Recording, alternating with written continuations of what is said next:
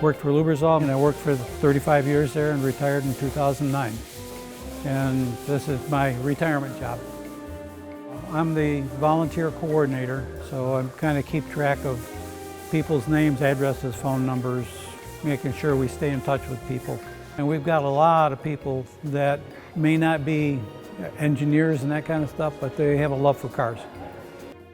I'm a retired rabbi and a part-time student in the auto tech program at Cuyahoga Community College. I began helping out here at the Crawford as part of my college internship.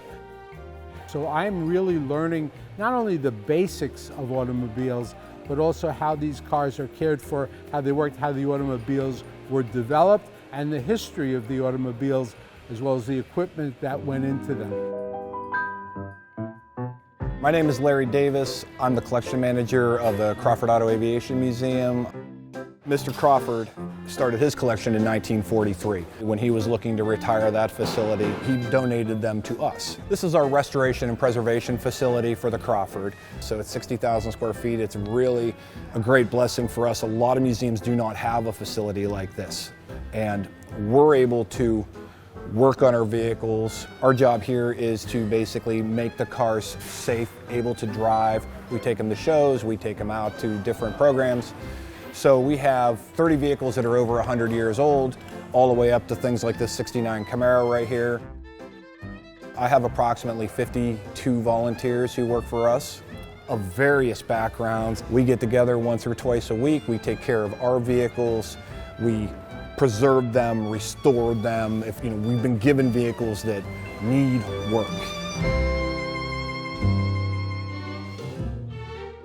I'm a lifelong car storer and collector, so it became a nice retirement job.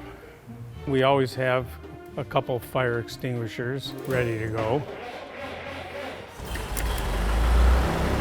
But now it runs pretty well. I was a dentist, practiced for 45 years, and was always interested in automobiles. Just a great place to volunteer. They'll let you do just about anything that you're interested in doing, and there's always somebody up here that knows something that you don't know. You get in a problem, you've asked somebody, and they all have ideas, and between maybe 6 or 8 guys, one guy's right out of the bunch. And the trick is to figure out who it is before you break something. It just keeps me busy. It keeps my mind going. It keeps me active. I love the guys that I'm working with. They're tremendous. They're just the variety of talent that's here and the experiences they've had, and especially when you talk to people that have been here long enough to know that, oh yeah, I remember when we took that car to that show. And it has been wonderful to develop a group of friends who not only are teaching me and have wonderful patience with me, but there's a sense of camaraderie, a devotion not just to the cars, but to the mission of Crawford that is here among the volunteers. One of our best assets is the group of people that we have put together. Everyone gets along, they have a great time. So I'm very blessed and very thankful to have them.